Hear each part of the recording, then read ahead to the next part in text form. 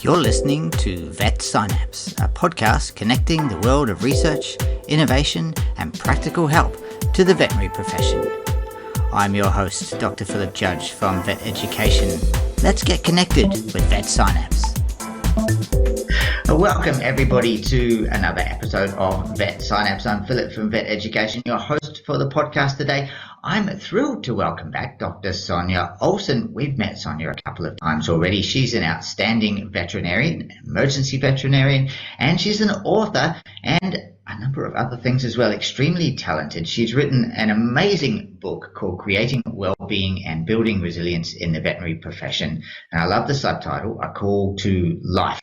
And we're up to chapter 3, and chapter 3 has a pretty long title. I'm going to read it out to you. It's called Being Part of a Compassionate Caregiving Community, for better or for worse. That intrigues me, that part of the title. And the next part of the title is Examination of Our Veterinary Professional Challenges. Now, we all know that we've got a wonderful profession to work in, but it is not without its challenges. Sonja, welcome to the podcast again today. I'm wondering if you can tell us a little bit about this chapter and how you came up with this title, and a little bit about what the chapter encompasses. Oh, I'm so delighted to be back with you, Philip. Thank you. And what an exciting space to explore, which is we have come to understand so much about what is meaningful and amazing about the veterinary profession. And I would say the fair majority of us also know the challenges. We've had lived experiences of the challenges. And what we don't tend to do, but historically this is so, is to talk to one another about it very openly, compassionately, and to recognize, oh, look, we're humans doing really hard emotional work. So that's really what my goal was with this chapter. Let's level set. Let's normalize. Let's decrease stigma. Let's decrease any of this shame, blame of ourselves, of our environment, etc. And so that we've got perspective, we've got language, and in that's where strategy and skill building can be created. So that was the intention of this chapter. And it's lengthy. There's much to discuss. We're not going to do it all today, folks. Don't worry.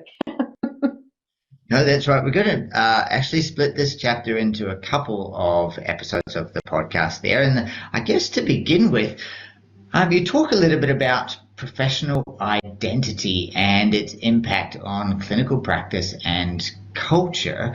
And there's a number of things that contribute to our professional identity, isn't there? There's sort of the way we were taught. There's our personality, there's maybe even our first job, our mentors, those kinds of things. Do you want to dive into that a little bit more for us and shed a bit more light? This was new to me. When I was putting the book together, I really didn't have this as a construct, but there are people who study this. There is curriculum science. There is really a delving into what do we know about how adult learners navigate content. And we keep learning, actually, as a community. There's a lot of now knowns about what we know about all the different ways our brains work, about the different styles of learning. So those things are so.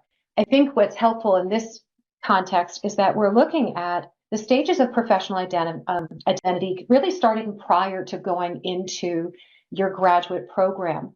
This is wise to look at this because when we're talking about inviting folks into veterinary medicine and diversifying our profession, this is an incredible opportunity to really look all the way back at junior high and your high school years going into college. These are the individuals that are starting to really determine what they love, who they are, and what's meaningful to them and how they contribute in the world. So that is happening. So this is anticipatory socialization. This is them getting exposure to mentors and to volunteer or maybe job opportunities that maybe get them excited. And that continues all the way through our veterinary nurse and doctor training. And along the way, we do move into professional student environments. Those have all sorts of interesting conditions that we navigate. Most of the veterinary professionals are coming to this with high achieving tendencies. Many come with perfectionist tendencies. The two really go together. We have, as a result, then, some pretty high and perhaps unrealistic expectations of ourselves, of each other, of the program, of our teachers. We come to it with lots of energy that we've been conditioned to bring with us. So I think the next is that we look at when we go through our veterinary training, we should look at that, Philip. Let's take a little moment to kind of dig into what's going on in the classroom. So you mentioned this anticipatory socialization, which is the informal training of veterinary caregivers, which begins a lot of time prior to us entering the formal veterinary program. Talk to us a little bit more about that, how we can learn as young people when we're entering the program, the sorts of ways that we are molded and influenced as young professionals learning our craft. So I love that there's a real shift in the historical approach to curriculum, which was the 50-minute lectures, shoving as much into our brains as we possibly could, and then being prepared to regurgitate it in some sort of an examination. Some of that still exists, but what is shifting is that the understanding that really we as a community need to have skills that are at our fingertips. We need to have some application and context right from the get-go. And over a course of time, we sort of got the perspective while we were in classrooms, how much they really do interact and complement each other, these separate subjects. There's the potential, however, to design the curriculum so that you're doing that along the way in a much more realistic, applicable way, and you're getting case exposure, group discussion, opportunity to embed the learning along the way in a very much more meaningful way and a way that it sticks. So as you go through into the complex clinical environments that folks will go into, they've already experienced some of the discomfort of the not knowing and having to talk about it, forming their questions. What resources do I dig into and how? Those are life skills that we need to be practicing right from the very get-go. So there's a lot of shifting of the curriculum towards, I love this, instead of pedagogy, which is that I am expert, you are student, to andragogy, which is adult learning, and all of the things that we have come to understand, like the power of small group discussion. That's really great. I can remember, and you may remember as well, going through veterinary school and having very distinct segments of biochemistry and physiology and histopathology and pathology, and then in the final couple of years of veterinary school being exposed to animals with diseases and actually live animals, and needing to then make those connections in the latter years of the veterinary school. And I know that with the more recent development of integrated curricula, the things that you talked about was in terms of integrating clinical cases with the foundational learning or foundational concepts of physiology and biochemistry and so on are much more intertwined and interlinked, and they do, it's harder for a university to design that sort of program, and it's very intensive in terms of the staff input that is required, because it takes a lot of skill to do that properly. But the end result is, I think, that in the last couple of years of veterinary school that we end up with vet students who actually have got or seen things throughout their veterinary course that they're able to then anchor some learning points onto, and it just makes the learning much more real. From my own personal experience, when I was in general practice for the first sort of 7 years of my vet life, and I went back to a university to do my master's degree, and I studied for the Australian New Zealand College of Veterinary Scientists examinations in emergency and critical care. And during that process of relearning my biochemistry and physiology, it was so much easier because I had this bank of cases from my past life as a general practice veterinarian that I could call on. Some of them are a little disturbing. I feel that some animals would have done better if I'd known more, but that really, it brings home the point that this is such a valuable learning experience to be able to integrate this earlier in your career. Helps the patients and helps you as a learner. You just nailed something so important. It's called experiential humility. You know exactly what I mean. This is where we learn we don't know as much as we think. And I think this is valuable for us to practice with the emotions, the discomfort, and the distress that comes with that. When we come out of our veterinary programs, we're doctor. And all of us then put these sort of expectations on ourselves, and we believe that others have the same expectations, that we're always going to get it right, that we're going to know everything about every case, that we shouldn't ask questions, we shouldn't reach out for resources of books or online, resources, etc., that we should have it. That is so unrealistic. There is no possible way for any veterinary segment, for any nurse or doctor to come out and know how. You know a lot. You're super smart. You got where you are because of your dedication, your determination, your hard work. You have gotten thus far because you have a lot of incredible strengths to draw upon, and you are still learning. I don't know about you, but I felt like I was continuing to learn every shift, every patient. I don't even know how many times I have said, I haven't seen this version before. So that was 20 years in. So I think experiential humility is part of the novice practitioner experience. And it's uncomfortable and it's real. And this is part of what I think also needs to be embedded in our classrooms, is what we are now talking a lot more commonly about, this concept of psychological safety, where we create a space of peer support, of trust, of being able to challenge and to ask questions without feeling like there's going to be some humiliation that occurs, that will be made wrong, we will be ousted. So working through all of those experiences of human interactions is so incredibly empowering for when you go into veterinary environments, because guess what? They're full of humans. It's going to be lots of human engagement and interaction. So practicing who you are and where do you need to strengthen and what strengths have you already got is going to really set you up for, I think, less distress, more enthusiasm that is sustainable. You're absolutely right. And I recall many years ago going to a lecture by Professor Michael Shea, who I know that you have got a quote from in this chapter. And the lecture that he gave was Lessons from the Bone Pile.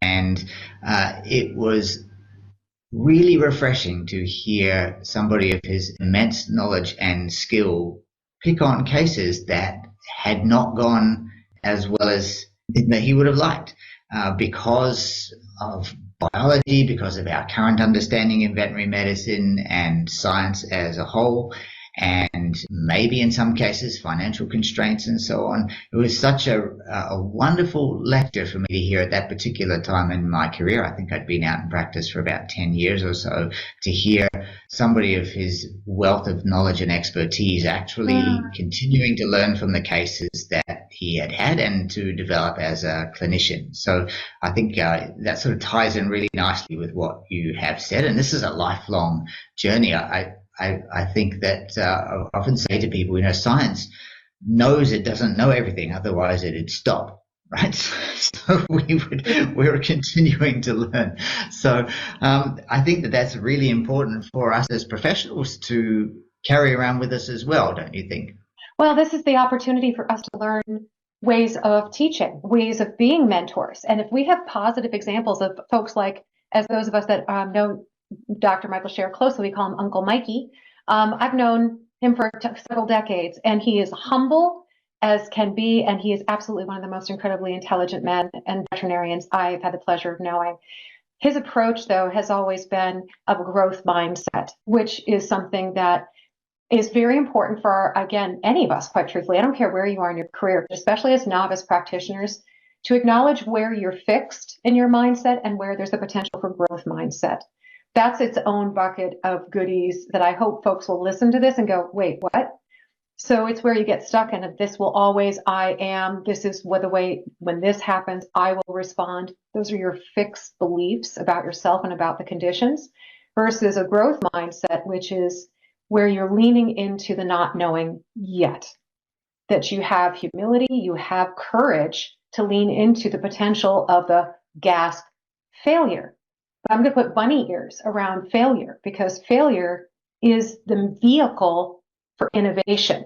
It is the vehicle for us to ideate, learn, and then to do again.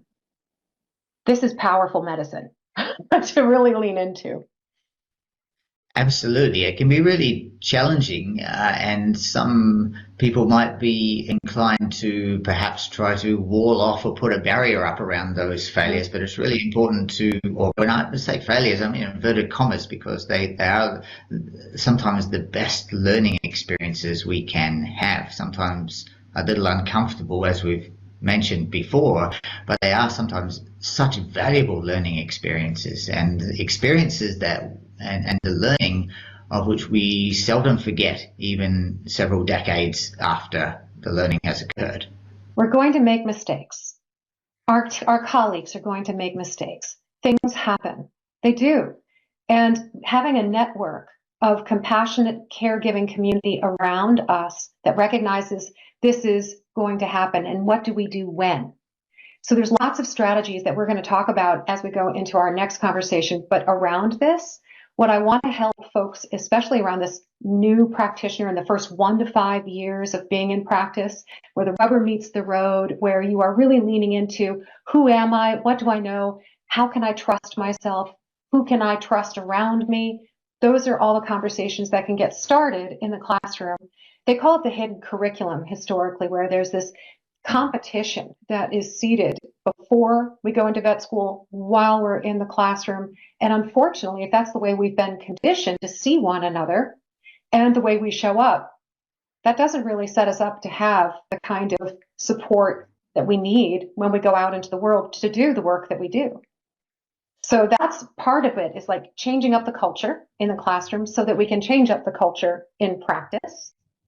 And I absolutely believe, whether you signed up for it or not, if you are coming out into the world as a veterinarian, you are a leader. People are looking at you and they're saying, this is our role model. This is the person that we're going to follow.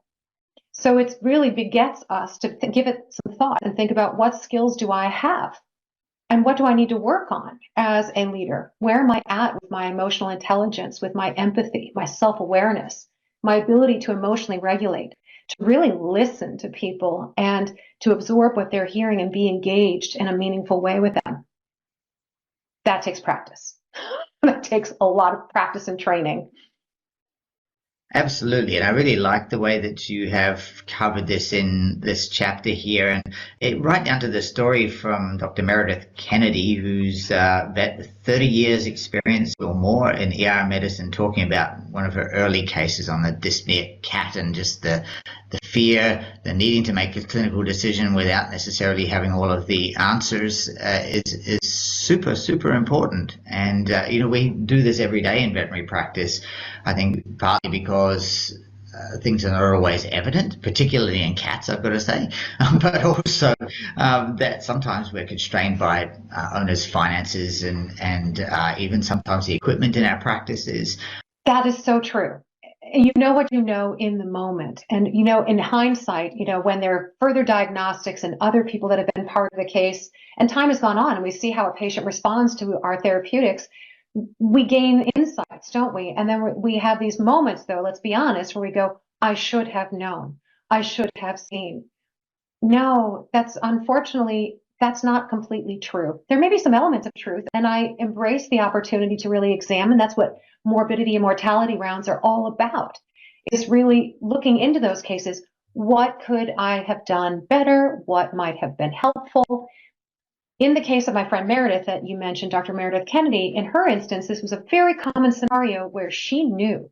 She really deeply felt and intuited what was going on with this cat, but she was with an older colleague who was her quote unquote mentor and was bullied into making decisions that went against her clinical, sort of decorum and what she believed was right for the animal. And I wish to say that that wouldn't happen very often, but it does. I remember a situation where I felt bullied into making a decision and I really regretted it. I knew the right thing to do and I felt swayed by somebody else's experience because I was so young that I felt that I couldn't possibly be right versus this other person who had more wisdom and experience.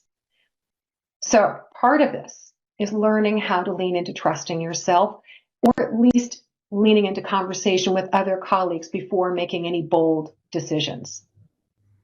Yeah, I want to pick up on something you mentioned about mortality and morbidity rounds because I think sometimes those have really, really valuable learning experiences. But I think sometimes people hear the words mortality and morbidity and it doesn't sound like a fun time, really, does it?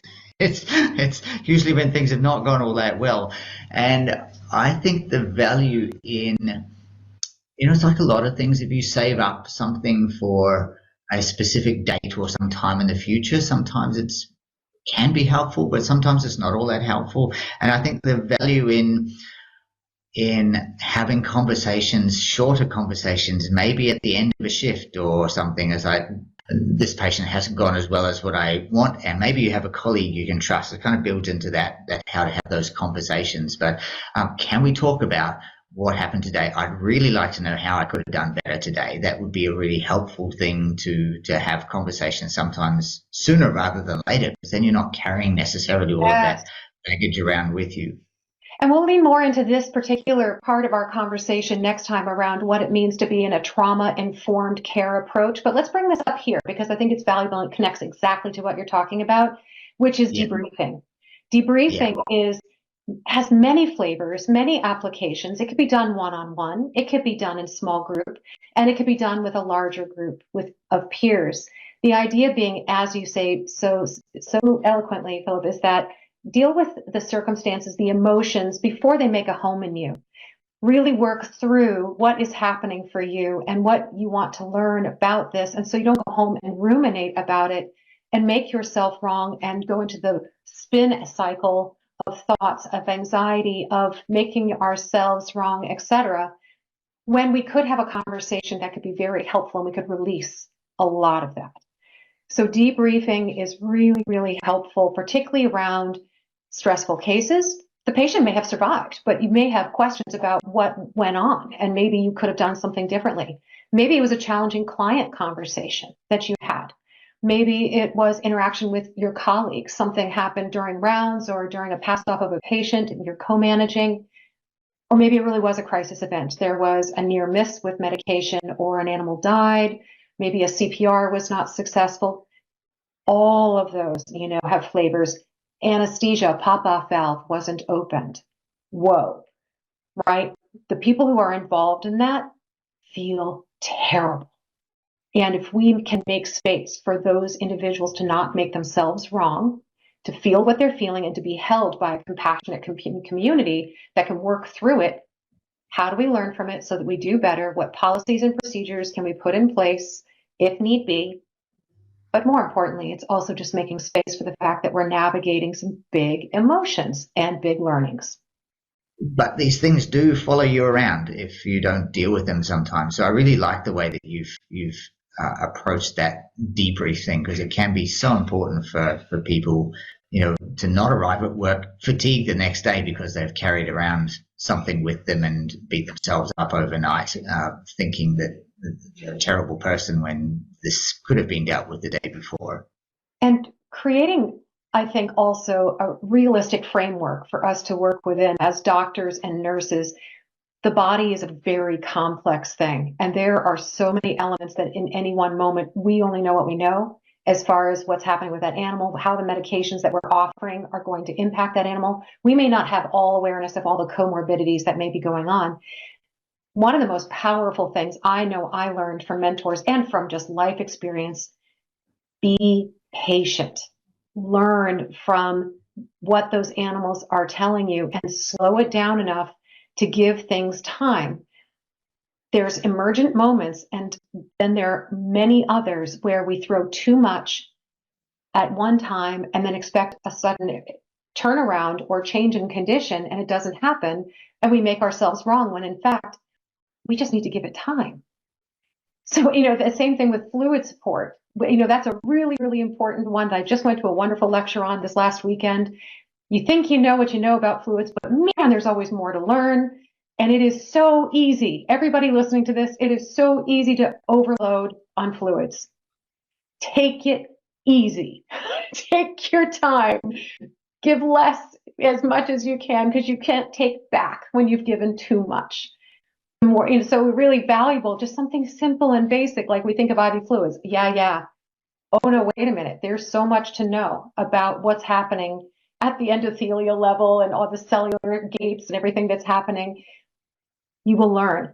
You will learn with each case and with each time you reflect, but it's more powerful and helpful when we do it as a collective than when we spin at home on Absolutely. our own drive.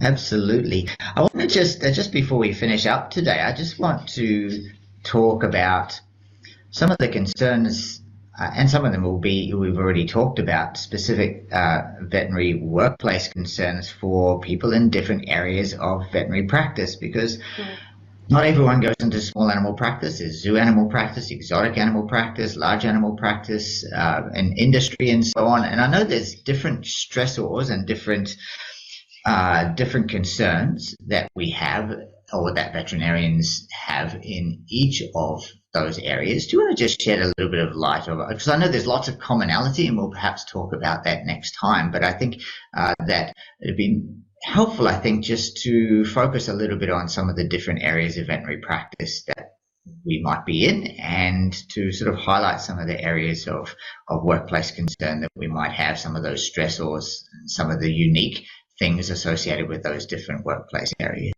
And I love that you use the word stressor. That's a really important, different word than stress. Stress happens. Stress is not all bad. Stress helps us activate and motivate and learn and grow. It's when we are in the state of distress that it gets to be an issue. Stressors are what happen around us and what we're being exposed to. So I love that differentiation. So yeah, if we think about companion animal medicine, most of our audience may be really familiar with the client concerns, with cyberbullying and all the things that happen on social media. There's the concerns about the cost, the financial constraints that many face in the rising cost of veterinary care in all segments, but we really hear about that in companion animal, particularly specialty medicine. I think there's the concerns about nursing staff to doctor ratio. That's a huge concern. In every segment, we know we'll talk about this in other, but financial concerns when it comes to our individual financial concerns, we're in that together. However, what's interesting is that when we look at like professional satisfaction for mixed animal and large animal veterinarians, they have more professional satisfaction overall, what the research demonstrates, than companion animal medicine. And so that's just interesting. Why is that? Well, it may very well be because they're living into their purpose. They're building relationship with the people who are the animal guardians. There's different dynamics when it comes to the conversations around money and emotion than there are in companion animal. Those are huge stressors for companion animal caregivers. The moral distress and the ethical conflicts vary from segment to segment. So they do. In mixed and large animal medicine, however, you have all the physical work, very hard. The hours can be so challenging, on call all the time. You have people who push back against what proven protocols look like, for all the reasons they do. So there's those elements, and you are often isolated in those are rural jobs. Those are segments that our people are on their own quite a bit without a whole lot of help, and not a whole lot of community historically. Telehealth is starting to help bridge us more than ever for all segments. And that's true for mixed and large animal as well. Zoo and industry, there are other players involved when it comes to the care of the animals and what the goals are. And sometimes what we feel is in the best interest of the animals is not top of mind for those individuals. There's a lot of pressure from boards, from investors, from these other segments that can really push on our moral compass and our ethics and what we believe is the right thing to do for animal welfare. And that's true for lab animal as well. When I talk to friends that are in lab animal medicine, the high level of burnout comes from the hours are long and their real genuine concern for the well-being of the animals, and are they doing all they can for those animals' short periods of life. So the last one I'll bring up though right now, because it's timely, is poultry and anything to do with birds, because we are dealing with a new AI, avian influenza, and it is out there, kids, and it is impacting millions of birds, and that's going to impact our vet industry in a lot of different ways. So this is a very timely conversation about how we support each other, how we learn from one another, because now we know this is moving over into dairy and to beef. And there's going to be some concerns around all of these things business-wise for the farmers and for the veterinarians that are involved. So us coming together as a community around One Health, where we have a very important role to play as a veterinary community, we need to take care of ourselves. We need to communicate more effectively and take care of each other so that we can take care of all these segments that we support. Awesome. Thank you so much for shedding some light into those individual areas of veterinary practice, but also linking it to us as a veterinary community. We're all colleagues together. We all have similar concerns regarding the care of sentient beings and minimizing suffering and those sorts of things as well. There are lots and lots of challenges. I know that next time we meet, that kind of segues into next time we meet, we're going to talk about common concerns that affect all veterinary professional segments, and there's quite a lot to talk about in there. So I'm really looking forward to how we can dive into those things a little bit more. There'll be social media, finances, technology, a whole range of other things that we're going to be talking about in part 2 of chapter 3. Such a massive chapter. I loved reading it. It's just, but my brain hurt, to be honest, by the time I got to the end. There's so much good stuff in there. I was struggling to retain it all. But I think this conversation has been really enlightening and really helpful. So I want to thank you, Dr. Olson, for your time today. It's always a pleasure to chat with you and to get your insights into this really, really important area of veterinary medicine, and that is all about creating well-being and resilience in our profession. So thank you so much for writing this book and for spending some time with us today talking about chapter 3, and we look forward to chatting with you very, very soon. Thank you so much, Philip, and yes, I'm looking forward to part 2. Excellent. Thanks, everyone. This has been an episode of Vet Synapse brought to you by Vet Education. We hope you've enjoyed today's episode, and we'll talk to you again soon. Thank you for listening to this episode of Vet Synapse. If you like this episode, please subscribe to the podcast and share it with your friends and colleagues. Make sure to visit our website at veteducation.com for more great content and to experience the latest online race-approved veterinary continuing education.